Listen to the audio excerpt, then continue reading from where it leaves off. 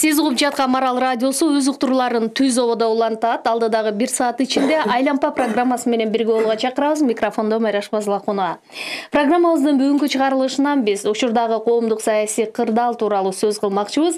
Мамлекет башчысы Алмазбек Атамбаев шайлоону ачык, таза өткөрүп, президенттик бийликти ушул ачык негизде шайлоону таза өткөрүүнүн ниети менен өткөрүүгө бел байлап жаткандыгын билдирди. Бул канчалык деңгээлде ишке ашат, ал үчүн кандай аракет көрүлүп жатат, бул тууралуу биз алдыдагы убакыт ичинде кененирээк сөз кылмакчыбыз. Экономика илимдеринин доктору профессор Жумакадыр Акенеев, ошондой эле жогорку кеңештин депутаты Төрөбай Зулпукаров. Байланыш номерибиз 68 06 06. Мындан тышкары сиздер Facebook баракчабыз аркылуу дагы суроо жана пикирлерге орун берсек болот. Соңку жагдай боюнча дароо эле баштайлы. Мына Республика Ата журт фракциясынын лидери Өмүрбек Бабанов ушул президенттик жарышка өзү дагы катышып жаткандыгын билдирди. Ошондой эле соңку маалымат жыйынында анын Сооронбай Жээнбеков менен тандемге барат деген коомчулукта айтылып жаткан пикирлер суу кечпей тургандыгын белгиледи да. Анан азыр ушул жагдайда дагы бир суроо жаралып атат. Бул процессте ортодо бир сүйлөшүүлөр болушу мүмкүн жана башка деген. Анда саламатсыздарбы, урматтуу радио угуучулар. Эми чындап айтканда, мына шайлоо эрежеси боюнча биздин президентибиз мына акыркы пресс-конференцияда айтты. Мен да толук кошуламын. Бул салыштырмалуу, бул айтты, шайлоонун процесси абдан таза, ачык, айкын өтөт. Себеби биз жанагы болгону ошо КМШ мамлекеттеринин ичинен биз гана ошо методду пайдаланып атабыз. Жанагы биометрикалык паспорт менен келип, ар бир адам өзүнүн үчүн добуш берет. Болгондо да жанагы урналардын баардыгы ачык, эч кандай жашыруун эчтекеси жок. Алар автоматтуу түрүндө кабыл алып, ошо эсептеп турат да. Кийин ошол жанагы урнага түшкөн бюллетендер кийин комиссиянын саны боюнча анан эсептелет да, баягы кол эсеп болот да. Бирок президент айтып кетти, но негизи кимге кандай добуш берет, өзгөчө биз көп жылдан бери күбө болдук. Кээ бир адамдар эми жанагындай ар түрдүү шарт менен өзүнүн добушун жанагы акчага же башка эме менен бериши мүмкүнгө, ага азырынча биз адамдын өзүнүн ыктыярына деп айтты да. Адамдарды чакырды, эми коом өзгөрүп атат, эл өзгөрүп атат, бирок дагы убакыт бар. Биз аны билип калдык, жанагы жогорку кеңешкада шайлоо болуп атканда, баягы кээ бир жерде ошондой иштер болуп кетет, ал жагына биз эч кандай таасир бере албайбыз деп. Ал бир. Экинчиден, эми жанагындай азыр 59 адам, кечээ күнү бирөө мен алдым деп жарыя кылды. 58 адам азыр аттанып атат президенттин жарышына. Эми чындап айтканда, эми аттанганда ар бирөө өзүнүн бир ой менен аттанып атат. Эми баягы мүмкүн кээ бирөө жанагы убактылуу өзүн көргөзүп, андан кийин алып коюп же жанагындай шартын аткара албаган болушу мүмкүн. Но негизи бардыгы мына биз серепчилер ойлоп атабыз, эми бир 6-7 талапкер бар. Алар болсо ошо партиялардын өкүлдөрү, мындай белгилүү адамдар, алар болсо катышат да мына президенттик шайлоого. Анан эми Өмүрбек Токтогуловдун пресс-конференциясын мен дагы уктум. Ошондой сөздөр эми баягы ар түрдүү тарап жактан, өзгөчө Facebook башка жактан айтылып аткан. Бул ачык айкын айтты. Мен Республика партия өзү баягы өзү көргөзгөнү менен республиканын партия өкүлү катары мага ошондой ишеним көргөзүп аткандан кийин мен эч кандай биринчиден кетпеймин. Эми мындайча мен түшүндүм, премьерлик кызмат бул болгон мен үчүн, ал эми мындайча айтканда мен тиги ошо аягына чейин барам деген пикирин барамын. Анан бирок бул жолу кичине айтып кетти. Мисалы мен президент болсом кандай эмелерге барам депчи. Мындайча айтканда айтты, президенттик кызмат бул жанагындай жөнөкөй эле Англия королеванын кызматы эмес, баягы кол коюу. Бул болсо абдан маанилүү кызмат. Биз болсо элден сурайбыз, кандай эмеге кийинки бизде азыр парламенттик бийлик болуп эсептелет да, парламент мамлекет. Кандай силерге жагат, жанагы мамлекетти башкаруу кандай системага киргизет. Мен мындай деп түшүндүм, мен президент болсом мен башкарууну алмаштырам деген эле сөз болду да. Күчтүү президент болуш керек деп ошону ачык айтты. Мисалы андай президенттик күчтүү президент болгондо биз башчыдан өткөргөнбүз. Акаев убагында, Бакиев убагында эмне бүттү, аны татынакай билебиз. Мен ойлойм, ал өзүнүн ою экен. Ошондой өзүнүн айтканы менен мен ойлойм, бул чын анча ар коомчулукта бир бир топ мындай суроолорду тудуруп койду да. Төрөгөй мырза, ушул жерде дагы эле багы коомчулукта айтылып, көп суроону жаратып аткан жагдай жөнүндө билгим келет. Мисалы, Өмүрбек Бабанов Сооронбай Жээнбековдун азыркы жасап жаткан жумуштары бул үгүт иши менен барабар болуп жатат деп кыйыттуу көрүнөт. Ошондой баалоого болобу? Эми өзүңүздөр билесиздер, жогоруда айтылган эки суроого дагы мен жооп бергенге аракет кылайын. Азыр штабтарда ар бир талапкердин штабында ар түрдүү жумуштар болуп атат да. Анан кийин бүгүнкү күндө өкмөт башчылыгына сунуштаптыр. Анан тигинде мындай деген сөздөр чыгат да. Бул өзү негизи бул маалымат кайсы жерден чыккан биз биринчи аныкташыбыз керек. Кандай таркатылган. Политтехнологдор бүгүнкү күндө ар түрдүү баягы иштер менен ушундай саясий ходдорду жасап турат да. Анан бүгүнкү күндө ар бир талапкер пресс-конференция берип байма-бай. Анан кийин бүгүнкү күндө өзүн пиарлаш аракетинде болуп калат да. Эгерде салыштырып көрсөк, азыр бир канча мурдагы өкмөт башчылар өзүнүн талапкерлигин президенттик ушул орунда көргүсү келип аттана башташты да.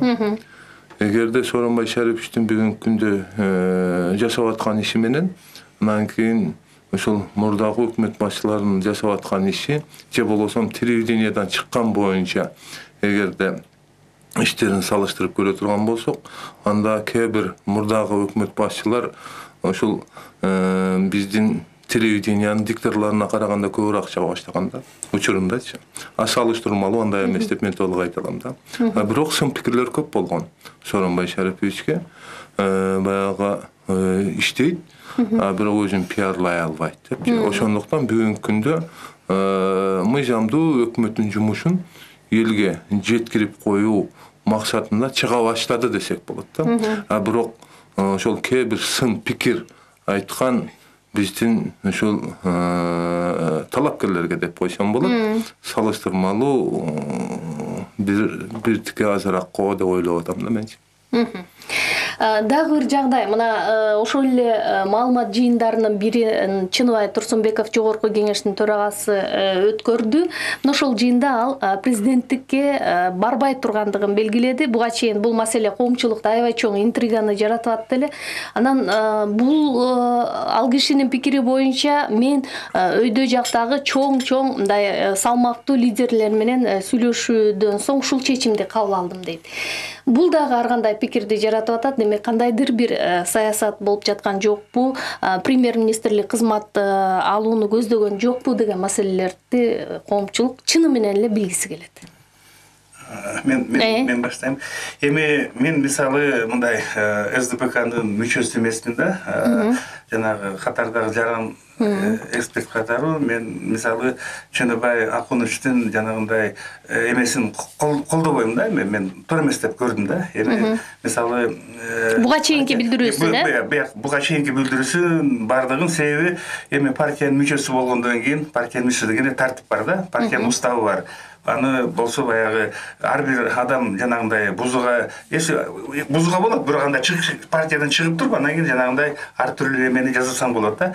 Бирок партиянын мүчөсү болгондо да партиянын саясий кеңешинин мүчөсү болуп, анан жөнөкөй эле катардагы партиянын мүчөсү эмес, болбосо бир убактарда партия фракциянын лидери болгон, бүгүнкү спикер, анан жанагы эрежеси боюнча жакында эле бошотулду. Ал партиянын төрагасынын орун базары деген орунду ээлеп туруп, анан жанагындай мурунку жасаган иштери эч кандай партиянын ишине мындай эме келбейт да, түз келбейт. Ошон үчүн мисалы мен ойлодум, туура эмес көрдүм, мисалы партиянын мүчөсү болгондон кийин анда баягы саясий кеңеш кабыл алып, же съезд кабыл алганга чейин жасаш керек белет, даже өзүнүн оюн болгон күнү да, бирок чечим кабыл алынгандан кийин партиянын тартибин сакташ керек да, аткарыш керек да. Анан мунун бардыгы чындап айтканда СДПга бир топ эле эме туура эмес ойлорду да тудурду. Мына СДПКда биримдик жок, жанагы экиге бөлүнүп атат, ар түрлүү деген. Мен ойлойм, мунун бүт бардыгы мына акыркы конференциясында мурдагы күнү айтты, мен барбайм деп. Буга чейин жасаган иштердин бардыгы чындап айтканда бир топ эле зыян келтирди деп ачык айткым келет да. Мен ойлойм, бирок барган жок. Мына азыр билинди. СДПК партиясы бир талапкерге токтоду. Чыныбай Кунушты барбайт экен. Эми мындан кийин партия мүчөсү катары аракет кылып жанагы көргөзүлгөн талапкерге мындай өтүүгө жардам бериш керек. Партиясы мүчөсү катары. Мен ошентип ойлойм да. Төрөбай мырза, ушул эле суроону улай бергим келип атат. Жогорку кеңештин төрагасы Чыныбай Турсунбековдун президенттик жарышка барбай тургандыгын билдиргенден кийин эми мындай ушул СДПКнын багы аброю артып, мындай добуштарды топтоого дагы бул таасир этиши мүмкүнбү? Эми өзүңүздөр билесиздер, Чыныбай Акунович акыркы 7 жылдын ичинде төбөсү ушул Кыргызстанга көрүнгөн чоң саясатчылардын бири катары Кыргызстанга таанылды да. Ошондуктан биз чындыгында Чыныбай Акунович, мен ошол СДПК партиясынын мүчөсүмүн, саясий кеңештин мүчөсүмүн. Чыныбай Акуновичтун азыркы кадамы бармай ушул президенттик шайлоого барбайм деген чечими бул билдирүүсү өтө туура болду го деп ойлойм. Чыныбай Акунович өзү өтө кыракы, көп нерсени таразылаган киши. Ошондуктан биз ойлойбуз, бул өтө баягындай СДПК партиясы үчүн чоң иш болду десем мен жаңылышпайм да. Эмне үчүн дегенде ушул СДПК партиясы бир экендигин, анан кийин анын ичинде мындай бөлүнүп жарылуу жок экендигин мындай көрсөттүк да. Негизи ар бир жаран кайсы бир партиянын мүчөсү болбосун, шайлонууга жана шайлоого укугу бар да. Анан кийин эгерде каалоосу болсо, мисалы үчүн ушул президенттикке талапкерлигин коюп катышса боло бермек да. Бирок бул жерде негизгиси партиянын чечимини көрдү, укту. Ошондуктан бирок акыркы чечими туура болду деп эсептейм да. Бул эми дагы бир кээ бир президенттикке талапкер болгон биздин ушул оппоненттер деп койсок болот. Бул кичине болсо дагы мындай оорлотту алар үчүн десек туура болот да. Биздин студиянын номери 680606. Ал эми бүгүн программабыздын катышуучулары жогорку кеңештин депутаты Төрөбай Зулпукаров, экономика илимдеринин доктору профессор Жумакадыр Акенеев. Азыр байланышка чыккан угарманга кезек берели. Саламатсызбы? Здравствуйте. Я буду говорить, наверное, на русском. Вот прозвучало, что Бабанов сказал свое мнение, и уверенно, я думаю, что он сказал, что он хотел бы поменять, усилить президентскую власть, но вы как бы с иронией сказали, что президентская власть мы переживали, все это было. Но я сейчас думаю, что он правильно сказал. Это человек волевой. И парламент сейчас, парламент богатых людей, размытый. Никто ответственности не берет. Кругами как бы ходит. А Бабанов, я думаю, что он возьмет. Нет у нас человека, который бы взял, сказал, я буду за все отвечать. Я возьму этот груз. Түшүнүктүү болду суроосу, Мен кыргызча эле жооп бере бериңиз, анткени угуп. Эми суроо болду, жанагы азыр Өмүрбек Токтогулов жанагы президенттик бийликке өтүүнү колдойм деген мааниде айтылды да. Эми чындап айтканда мындай да, эми мынау азыр өзгөртүү болгон Конституцияга, мына 11 декабрь күнү азыр жанагы бир топ маселе чечилчү маселенин бүт бардыгы жогорку кеңеш менен анан өзгөчө премьерге жүктөлүп атат да. Болгон жанагы экономика, башка бүт.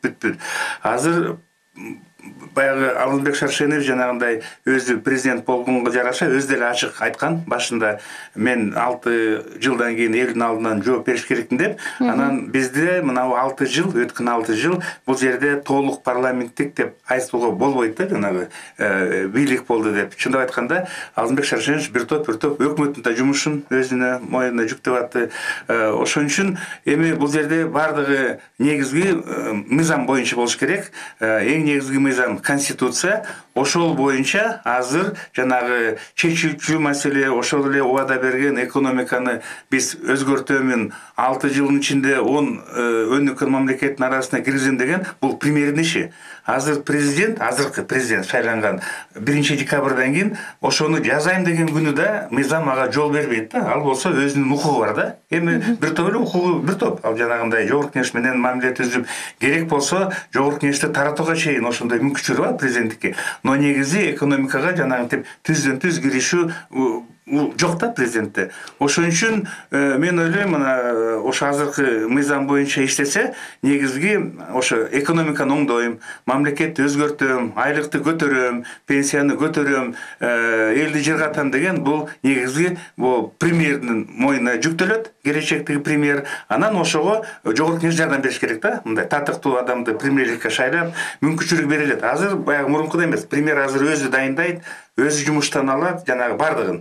Анын үстүнө мына ошол баш мыйзамга кирип жаткан өзгөртүү толуктоолордо менимче Бабанов мырза өзү деле кол көтөрүп добуш берсе керек эле да, туурабы?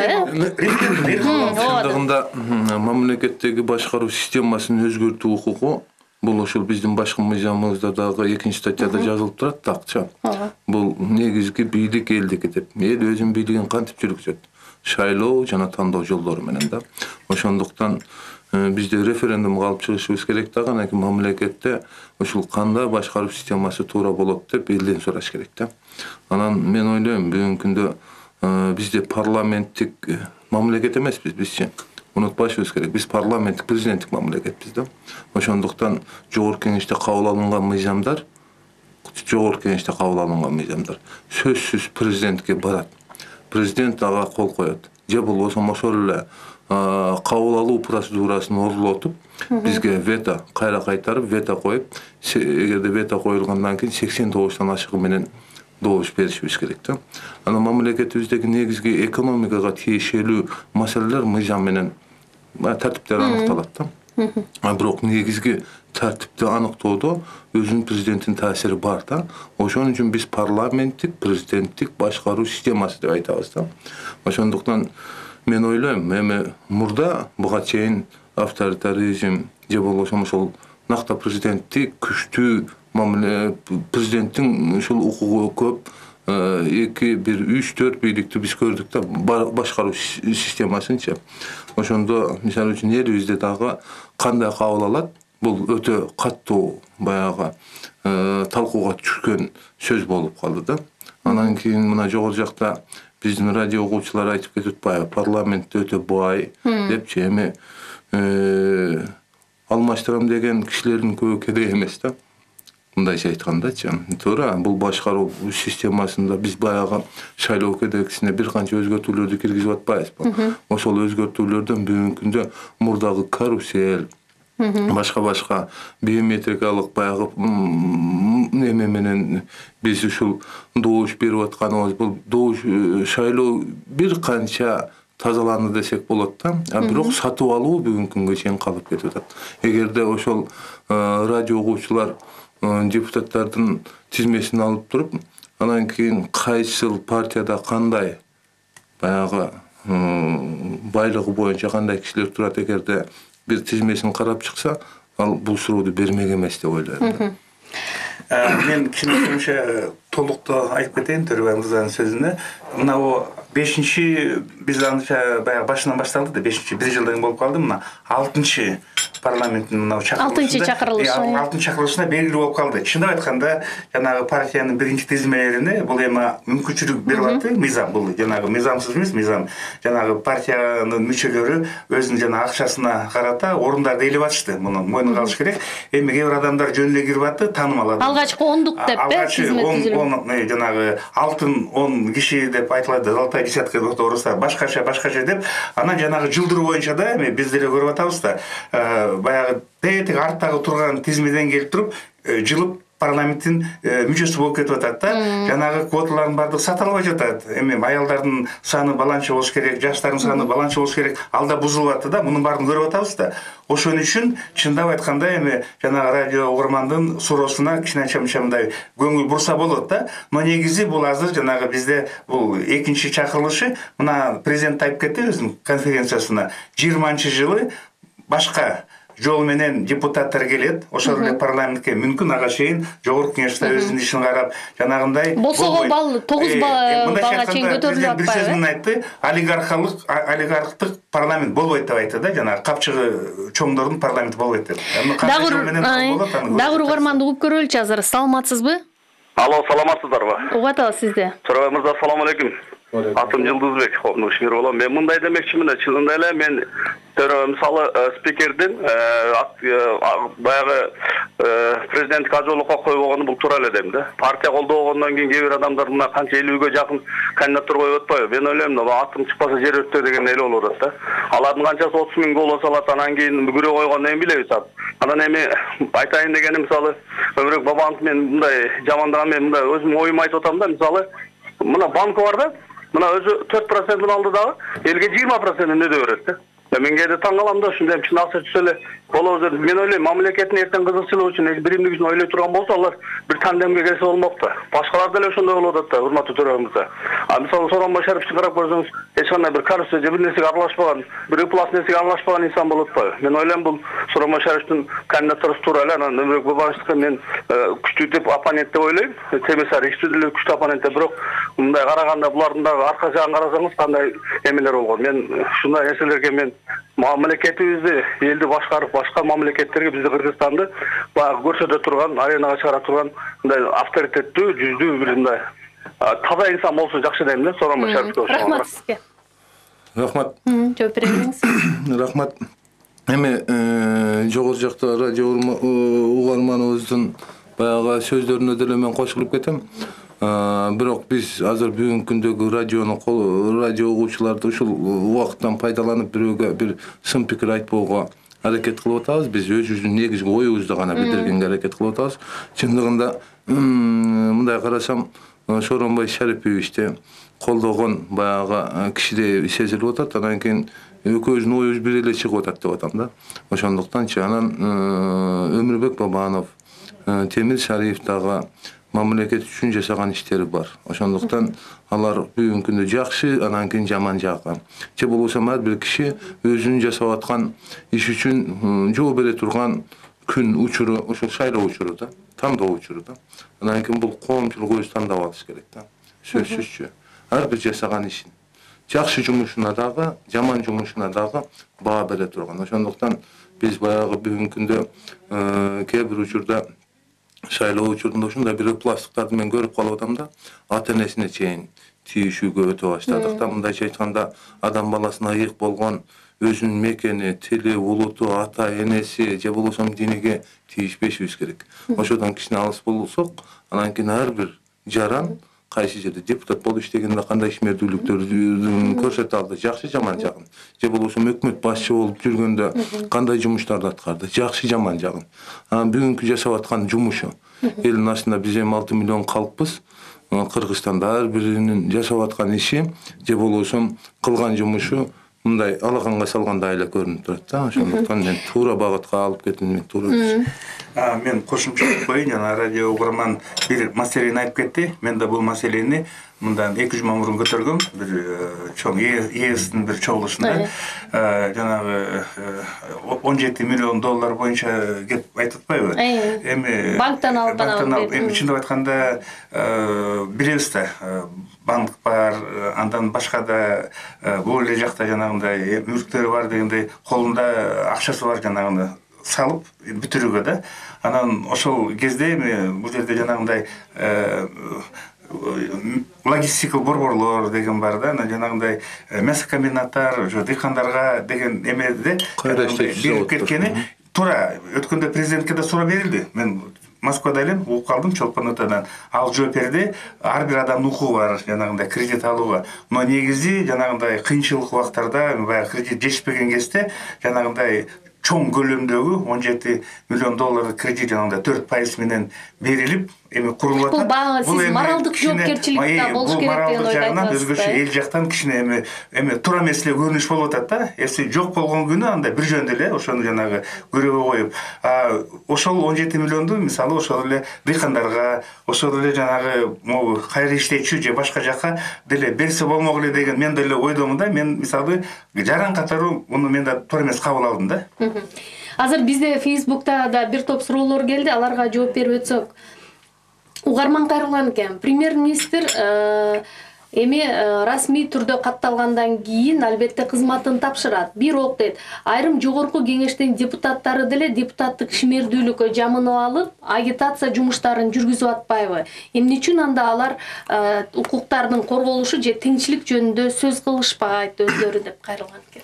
Эми өтө туура суроо болуптур. Мындайча айтканда, акыйкат суроо деп эсептесек болот да.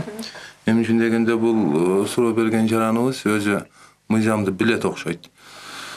Негизинен ошол Кыргыз Республикасынын Жогорку Кеңешинин депутаттарын жана Кыргыз Республикасынын президентин шайлоо боюнча конституциялык мыйзам бар да. Ал мыйзамда ошол 21-чи статья бар. Ал ошо талапкерлердин статусу жөнүндө. Ошо 21-чи статьянын 5-чи беренесинде жазылып турат. Кыргыз Республикасынын президентин кошпогондо Кыргыз Республикасынын Жогорку Кеңешинин депутаттары жана жогорку мамлекеттик саясий кызматтагылар же болбосо муниципалдык кызматтагылар алар Кыргыз Республикасынын президенттигине жана Кыргыз Республикасынын Жогорку Кеңешинин депутаттыгына коюп аткан учурда өзүнүн ишмердүүлүгүн убактынча токтотуп турат депчи. Кээ бир биздин Жогорку Кеңешинин депутаты болуп туруп, анан кийин талаптарды коюп аткан талапкерлер, мисалы үчүн Жогорку Кеңеш бул мыйзам чыгаруу бийлиги болуп эсептелет. Өкмөт аткаруу бийлиги. Мыйзам чыгаруу бийлиги өкмөттүн курамын түзүп атат. Отчетту өкмөткө берип атат. Өкмөт отчетту Жогорку Кеңешке берип атат. Эгерде талапты кое турган болсок, бул мыйзамга азыр айтышып атпайбы? Өкмөт башчы кетиш керек. Анда Жогорку Кеңештин депутаты дагы бейөкмөт уюмдар ал түгүл борбордук шайлоо комиссиясына кайрылуу дагы жасашпадыбы бул боюнча? Анда өкмөт башчы кетиш керек деп. Бул мыйзамда жок нерсени талап кылуу. Мыйзамда биз так көрсөтүп койгонбуз. Кандай статуста болуш керек депчи. Ал өкмөт башы убактынча токтотуп турат. Же болбосо эгерде мындай талапты кое турган болсо, анда Жогорку Кеңештин депутаттыгынын мандатын да тапшырыш керек да. Кээ бир депутат болуп баягы талапкерлигин койгондорчу. Ошондуктан бул биз бүгүнкү күндө мамлекетте биз эгерде баш мыйзамды эгерде көтөрө турган болсок, бизде ошол президенттик башкаруу, мыйзам чыгаруу бийлиги, аткаруу бийлиги, сот бийлиги деген бийликтин бутактары бар да. Анан кийин аткаруу бийлигинен талап кылып, мыйзам чыгаруу бийлиги аткаруу бийлигинен бир канча жогору туруп, өзү депутат болуп туруп, анан кийин бул маселени койгон бул туура эмес деп эсептейм да. Ошондуктан бул маселени азыр бүгүнкү күндө мыйзам боюнча премьер-министр эгерде талапкерлигин койгондо ал убактынча токтотуп турат. Ал киши эгерде чечсе, мен отставкага кетишим керек экен депчи, өзүнүн арызын бериш керек да. Же болбосо коалиция бузулуш керек. Анан кийин өкмөт кандай түзүлөт же болбосо кандай таркайт, бул мыйзамдарда так эле жазылган да. Ошондуктан бул талапта чындыгында мына жогору жакта биздин ушул радио угармандын суроосу ушуга үндөшүп кетип атат да. Эгерде өкмөт башына силер талап кыла турган болсоңор, эмне үчүн Жогорку Кеңештин депутаты мыйзам чыгаруу бийлигинде? Биз отчет алып аткан аткаруу бийлигинен отчет алып аткан бийлиги күчтүүрөөк органда отурган, мисалы үчүн депутаттар мандатыңарды тапшырбайсыңар, талапкерлигиңерди коюп атканда деген мындай сөздөрдү мен түшүнүп атам да. Эми мен кошумча айтып коеюн, бул эми азыркы мыйзам боюнча болуп атат. Бул жерде кандай суроо болбосун, эч кандай мыйзамды бузган жок премьер-министр. Эми депутаттар деле ошентип баягы талапкерин коюп, баягы өзүнүн ишин аткарып атат. Мен биз жерде ойлоп атам да, мен себепчи катары, мисалы мына 4 ай калганда жарыяланат да, кайсы күнү өтөт, президенттин шайлоосу 4 ай. Эми 4 ай өтө аздыктын билип атабыз. Үгүткө 1 ай берилет экен, 10 сентябрь октябрдан кийин 14 октябрга чейин ачканда 1 ай. Эми 1 айдын ичинде мынау Кыргызстандын баарын кыдырып чыгыш да өтө кыйын да. Ошон үчүн мен ойлойт элем, мисалы мүмкүн келечекте ушу жанагы президенттин шайлоосу депутаттыкка президент шайлоосу боюнча ушу жок дегенде мөөнөтү бир 6 айга чейин узартса, жандан деле көп. Мисалы Кошмо Штат Америкада 1 жыл мурун ошондо да жана айтып бербедикпи, мына Чыныбай Акунучундө партиядан 2-3 талапкер чыгат. Эми мисалы ошо көп болсо, татыктуу болсо чыгышы мүмкүн. Бирок ошолор өзүнчө жанагындай үгүт ишти жүргүзүп, кийин акыркы ошо партиянын съездинде 1 киши кабыл алынат да, Америкада ошол эле көргөзүлөт. Мүмкүн ошондой жолго да өтүп, мен ойлойм мынабу чыгып кетип атат да. Мына мисалы азыркы талапкерлер жылдын башында баштаган. Биринчи чогулуштарын өткөзүп, мына партия болсо да жанагы көргөзөбүз деп айтылган, могу эле февраль, январь айында мисалы Акшумкар партиясы, башкасы. Кийин келип жанагы съездер кийин өтпөдүбү.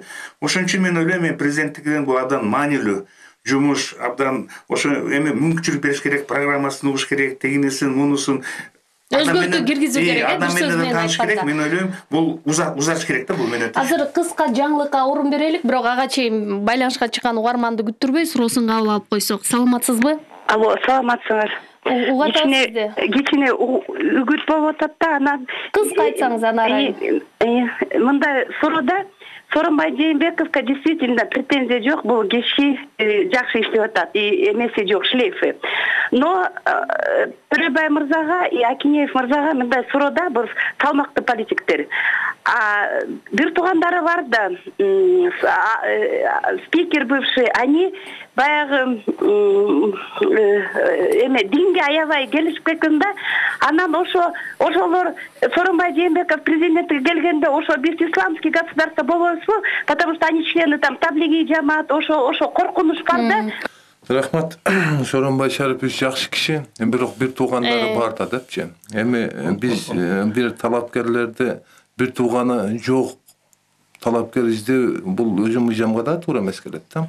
Анан кийин мен ойлойм, бир туугандары бар, бирок кайсы бир тууганы кайсы жерде иштесе дагы, мисалы үчүн артынан сөзү айтылбай келет да. Мисалы үчүн ошол Асылбек Шарипович айтып кетти. Асылбек Шарипович мына парламенттик президенттик башкаруу системасын өткөндө парламентаризмдин ушул башкаруу системасын ушул өтө күчөттү. Же болбосо жаңа конституция кабыл алынгандан кийин башка мыйзамдар ушул конституцияга сайкес келтирүүдө өтө чоң бир таасирлүү кишиге айланган. Ошондо өзүңүздөр билесиздер. Бүгүнкү күнгө чейин ушул Сооронбай Асылбек Шариповичтин баягы эң күчтүү баягы төрага болгондугун баардык коомчулук айтып жүрөт да. Анан динге өтө жакын деп айтып атат. Анан кийин бул динге өтө жакын болгону, бул Кудайдан корккону бул коомдо эртең баа берилет да. Бул жакшыбы жаманбы? Эгерде адам баласы Кудайдан коркуп турса, же болбосо Кудайга ишенбей турса, Кудайга ишенбеген киши мисалы үчүн эртең эч кимден деле коркпойт да. Ошондуктан бул бир туугандарына тил тийгизүү. Мына жогору жакта мен айтып кеттим эле да. Бабановго мисалы үчүн апасына тийишип, мисалы үчүн ушундай сөздөрдү айтып атканы бул ыпластык же болбосо ошол айткан кишилердин бир деңгээли өтө төмөндүк болуп эсептелет да. Анан кийин бир туугандарга дагы асылбаш керек, ата-энесине дагы асылбаш керек. Бир туугандары Кудайга шүгүр, мисалы үчүн Кыргызстанда аттын кашкасындай таанымал, бирок ошондой билимдүү, өз учурунда мисалы үчүн мамлекеттик кызматтарда иштеген кишилер, бирок бул кишилер мисалы үчүн тазалыгы менен, анан кийин ушул мамлекетте кылган кызматы менен эл тарабынан баа берилип атат да. Сооронбай Шариповичке Асылбек Шариповичтей бир тууганы бар экени эртең шайлоодо туура баягы көп добуш алууга мүмкүнчүлүк түзөт. Мен айтып коеюн Нарайымга, азыр президенттин бир туугандары бар экенден коркпош керек да. Коркуш керек келечектеги премьер-министрдин бир тууганы көп болбосун, туугандары. Себеби бардыгы кызматка дайындоо, жанагындай кызматтын тайнак менен эмеси бул бардыгы премьердин өзүндө болот да. Президент калган күнү да кое албайт. Ошон үчүн азыркы мына 21 декабрдан кийин ишке кирет жанагы премьер боюнча өзгөчө өзгөртүү биз былтыр кабыл алганбыз 11 декабрда референдумда. Ошон үчүн бул жерде эч кандай коркунучу жок да. Президент ошо эми анча-мынча туура даражасы чоң, колу бийлигинде бар, бирок жанагы мурункудай кое албай, жумушка да пайдалана албайт да. Мыйзам жол бербейт. Президенттик мыйзам. Кийинки угарманды угуп коелу, саламатсызбы? Алло. Угат аласыз, да? Вот насчет Сооронбек Жээнбековича. Он Сооронбай Жээнбеков. Сооронбек. Я немножко волнуюсь. Я знаю, что он положительный политик, но в первый период его работы он как-то не мог себя проявить. Но в последний момент, вот перед уже выборным процессом, он усилил свои позиции, начал ездить, рассказывать, открывать, давать какие-то указания. И я думаю, что это все-таки был ресурс. И последнее, вот Чыныбай Турсунбеков как бы не выставляет свою кандидатуру, это говорит о том, что они усиливают позиции партии. Рахмат. Жооп берип койсоңуздар. Бизде суроолор абдан көп, ошон үчүн кыска. Качара жооп берип коеюн.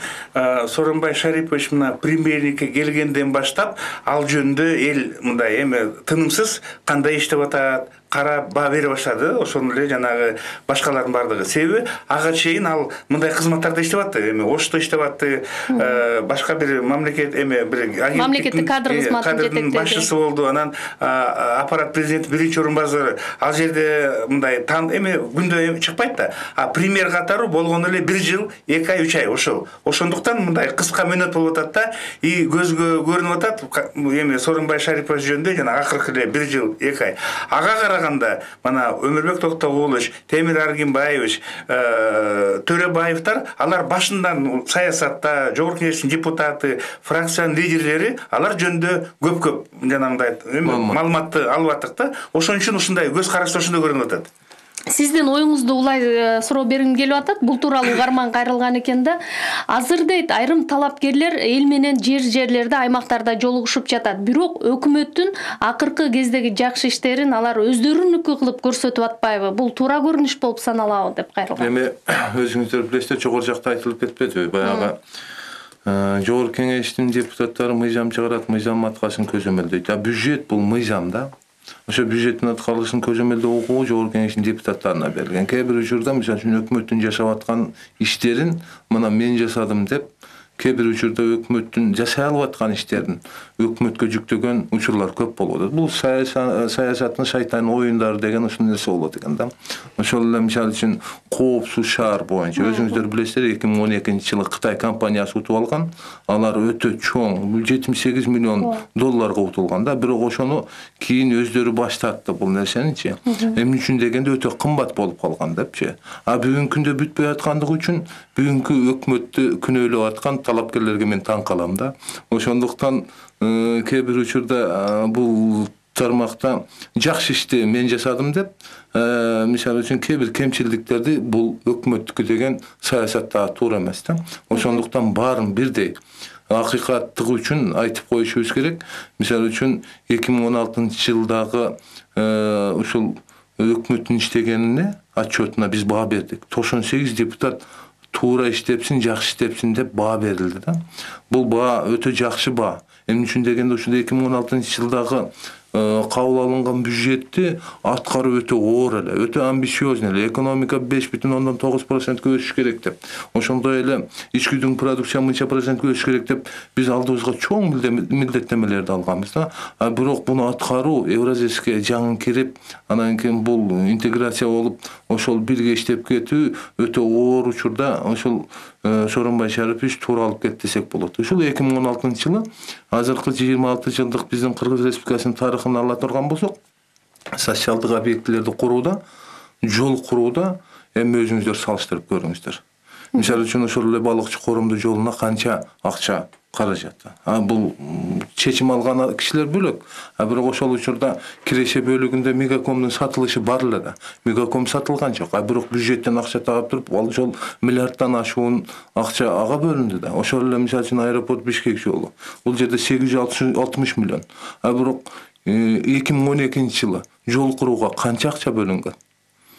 Бул мамлекеттик бюджеттен да бөлүнгөн акчаларды айтам. Ошол эле социалдык объектилер 5 миллиард, 6 миллиардга жакын акча каражаты мисалы үчүн 2016-жылы бөлүнгөн. Объектилердин бүтүүсүндө бул ат менен төдөй. Ар бир жаран 2016-жылы Кыргыз Республикасынын ар бир жараны сезе тургандай өкмөт жумуш жасады. Бүгүнкү күндө шайлоо жакындаганда ушул маселеде мисалы үчүн Сооронбай Шариповдун жумушун көрсөтпөгөнгө аракет кылышып атат да.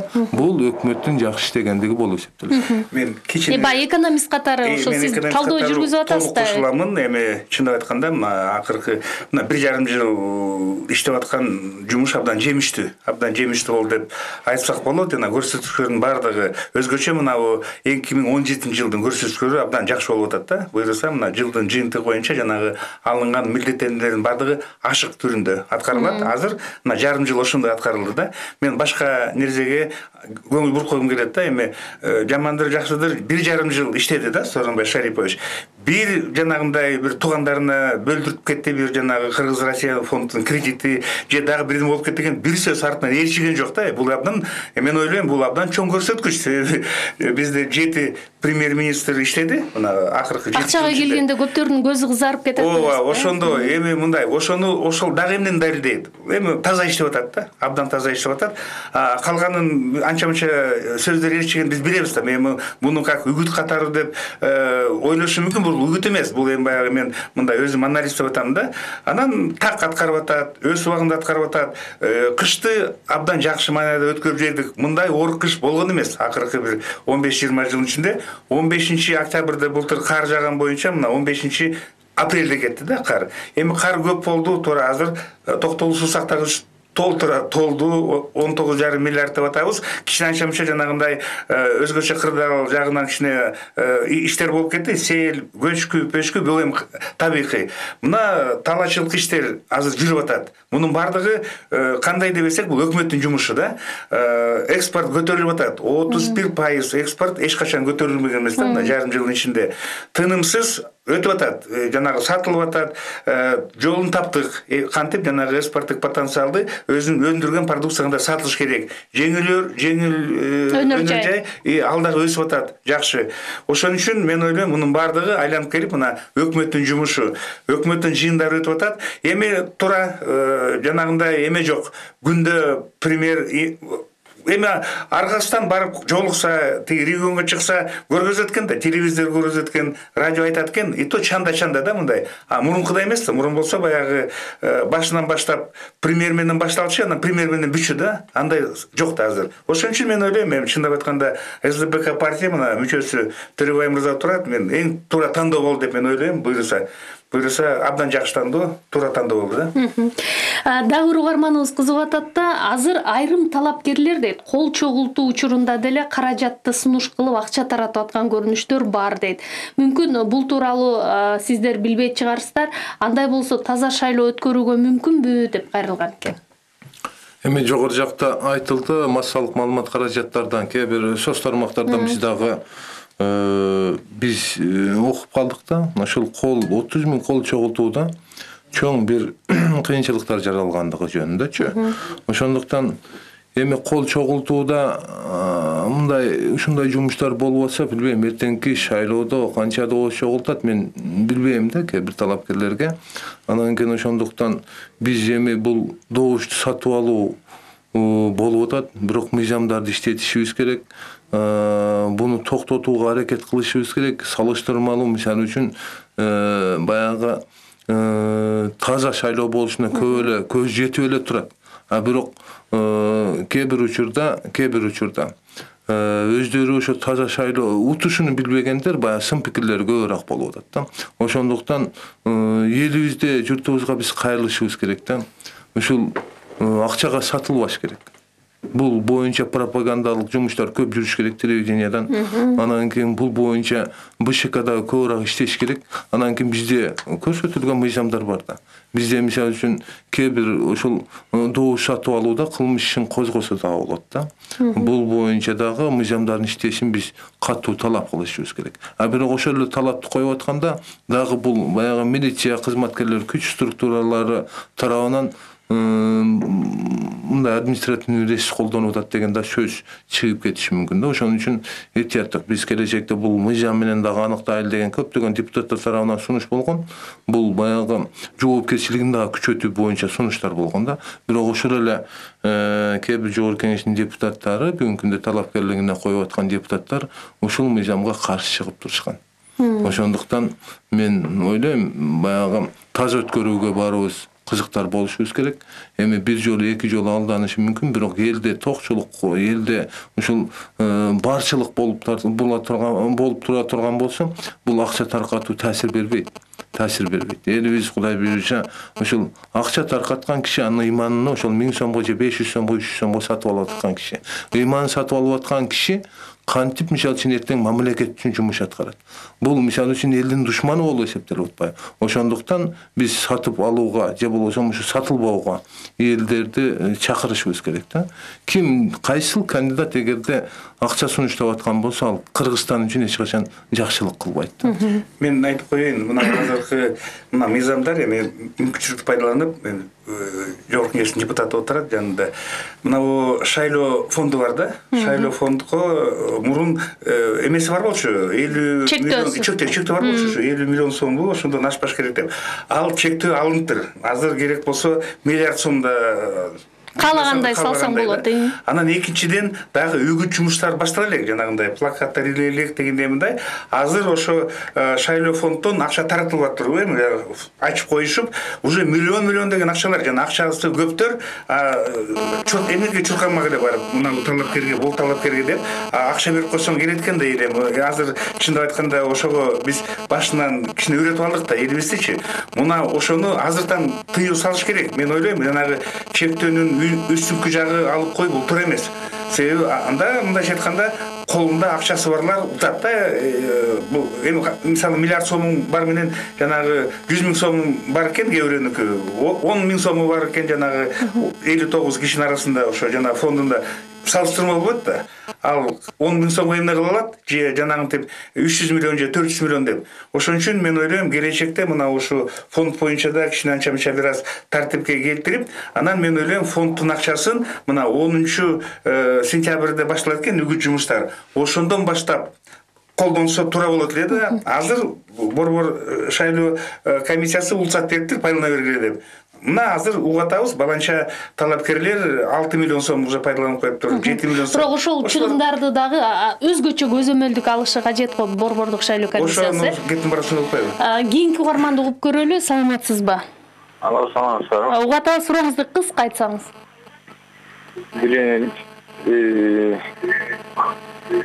Угатабыз тез. Мырза мен Жумакадыр мырза суроо берейин эле. Депутат мырза суроо берейин эле. Тез айтыңыз, убакыт аз калды. Ант берип атканда президент, мейли депутат, мейли министр конституция колун коюп антты берет. Кыргызстандын элинде колун коюп ант бергенде ошо антты аткарып атпайбы, конституцияны канча жолу бузуп. Ошого депутат катары киргизсеңиз, мындай Кудайдан корккон жок. Куранды коюп ант берсе болобу ушу. Рахмат, кыска гана жооп берсеңиз, Эми бизде негизи мамлекетибизде өзүңүздөр билесиздер, мамлекеттик башкарууга дин аралашпаган демократиялык унитардык мамлекет катары таанылганда светтик деген эми кыргызчасы менен айтып атам. Мамлекетке дин аралашпаган да. Анан светтик дегенде да кээ бирлер ар түрдүү түшүнүп калат экен. Светтик деген түшүнүк менен атеисттик деген түшүнүктү алмаштырып алат да. Светтик деген мамлекет бул ошол мамлекетте дин эркиндиги бар мамлекет. Мисалы үчүн ошол Австралияны алайлы. Өзүнүн баягы ошол жерде сенаты же болбосо конгрессмендер, ал жерде парламенти ушул Евангелден эки баягы кыргызча айтканда Куран сүрөсүнөн баштап айтат. Ошон үчүн баягы Куранды коюп добуш берип бүгүнкү күндө ант берүү бүгүнкү күндө мыйзамда каралган эмес да.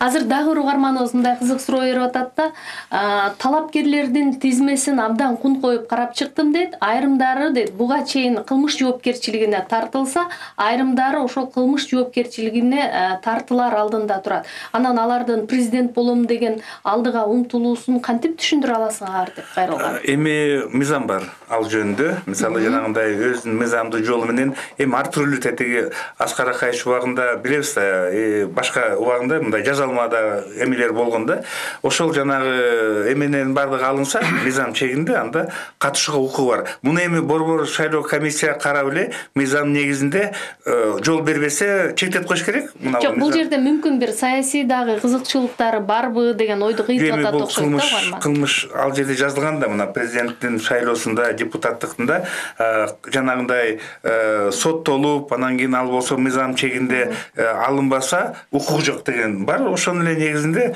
мыйзам негизинде пайдаланып аларды ошо жанагы шайлоого мыйзам чегинде жеткирбей койгондо борбор шайлоомдун укугу бар да.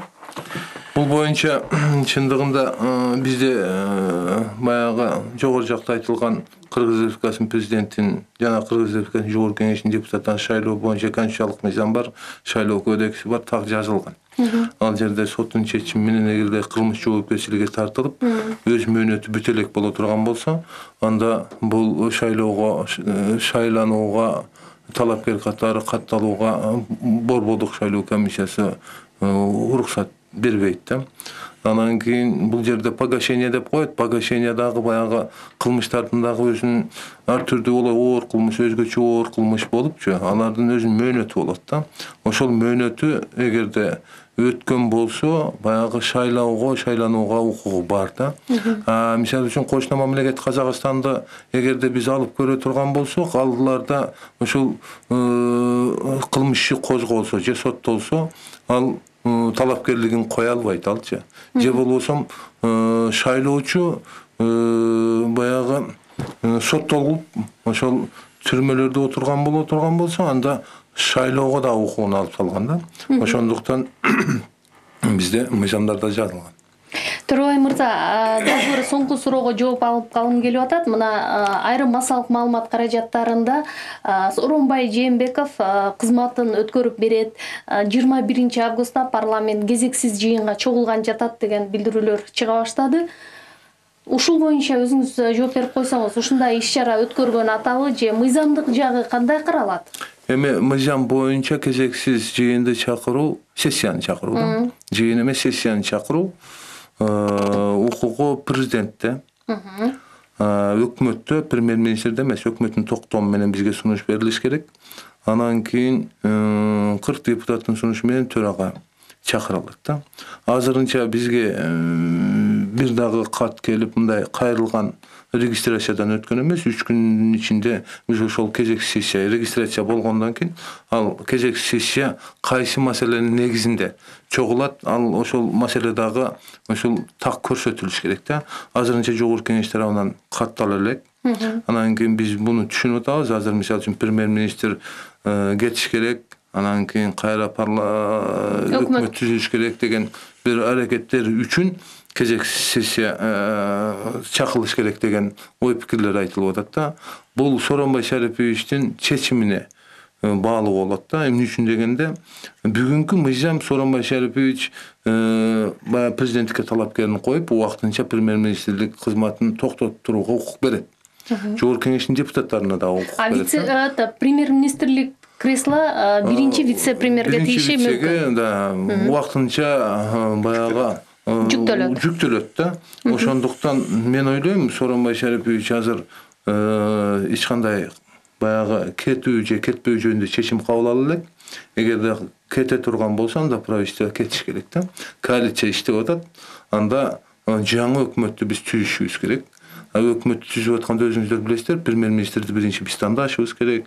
Ал кишинин өзүнүн программасын угушубуз керек. Анда ушул аз убакытка мисалы кайрадан премьер-министр да шайлап, анан кийин жаңы өкмөттү түптөөнүн зарылчылыгы барбы? Жок, ошол боюнча азыр эсептеп атат болуш керек. Бул кандай болуп калат? Эртең анан кийин бул айтып атабыз го. Мен бул маселе боюнча биз талкуу баштала элек. Эгерде башталып кала турган болсо биз мындай бүгүнкү күндө жооп берүүгө жеңил болот эле да. Мен мыйзам жолун эле айтып атам. Чоң рахмат бүгүн келип куруп берген маегиңиздер үчүн. Өлкөдөгү коомдук саясий кырдаал, шайлоону таза, ачык айкын өткөрүү жагдайлары тууралуу сөз кылдык. Суроолорго Жогорку Кеңештин депутаты Торобай Зулпукаров, экономика илимдеринин доктору профессор Жумакадыр Акенеев жооп беришти. Кайрадан эфирден жолукканча аман болуңуздар.